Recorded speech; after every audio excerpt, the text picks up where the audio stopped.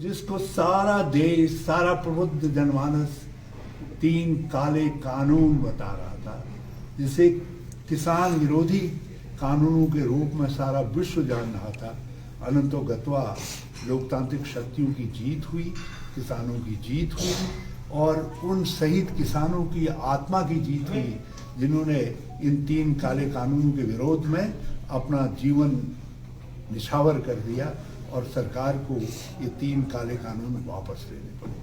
एक ये यदि जीत है तो किसानों और किसानों के एकजुट आंदोलन की, ये जीत है तो उन शहीदों की जीत है जिन्होंने अपने प्राणों का उत्सर्ग इन काले कानूनों की वापसी के लिए किया है। ये जीत है लोकतंत्र की, ये जीत है लोकतांत्रिक प्रतिपक्ष की, जिसका नेतृत्व राहुल गांधी कर रहे थे।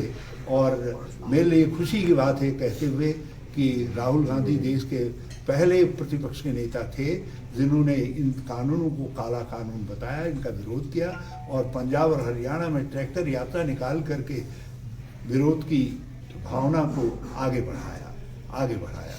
और सरकार जो आज भी कई भाजपा के नेतागण कह रहे हैं कि अच्छे कानून थे, हम समझा नहीं पाए, ये उनका अहंकार कह रहा है।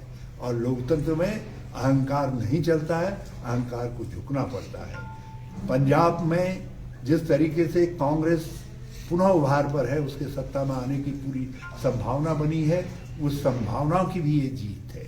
ये जीत है उस संभावना की जो उत्तराखंड में कांग्रेस की जीत के रूप में दिखाई दे रहा है। और भाजपा को एक बात समझनी चाहिए कि ये काले कानून ही नहीं, उनकी जो जन विरोधी, किसान विरोधी, मजदूर विरोधी, आम जन विरोधी नीतियां हैं, ये उन नीतियों के खिलाफ आक्रोश है लोगों का।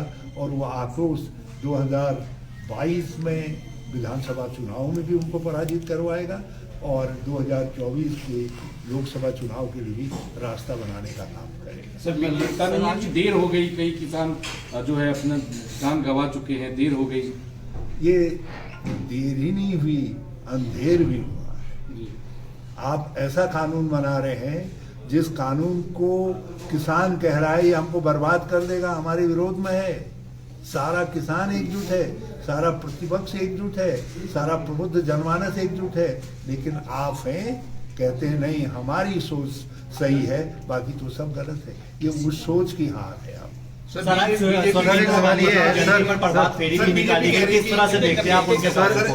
एक संबंधित बीजेपी ये कह रही है कि हमने जो स्टेप लिया है ये हमारा डैमेज कंट्रोल करेगा, जिस तरह से हमने, तो क्या कहते हैं कि डैमेज कंट्रोल करेगा बीजेपी? वो अब डैमेज पूरी तरीके से फ्रैक्चर्ड पार्टी है और फ्रैक्चर्ड मेंटेलिटी कभी भी लीड नहीं कर सकती है और भाजपा को इसका कोई लाभ नहीं होने जा रहा है, कोई रिप्राइव उनको नहीं मिलने जा रहा है। हाँ, देश जरूर इस बात को समझ रहा है कि लोकतांत्रिक संघर्ष जीतता है और देश के लिए ये एक प्रकार से प्राउड मोमेंट है कि सरकार हारी है, देश जीता है, किसान जीता है, अन्नदाता जीता है। सर, उत्तराखंड के जो मैदानी जिले हैं, उधम सिंह नगर, कार्यक्रम का आयोजन भी किया गया, किस तरह से आप उनके? इंदिरा जी एक महानतम व्यक्तित्व थी और देश नहीं दुनिया की सर्वकालिक लोकप्रिय प्रधानमंत्री थी और भारत के गौरव को उन्होंने बढ़ाया। महिलाओं को एक शीर्ष स्थान जिसको दुर्गा कहा जाता है, उस दुर्गत्व का वो प्रतीक थी।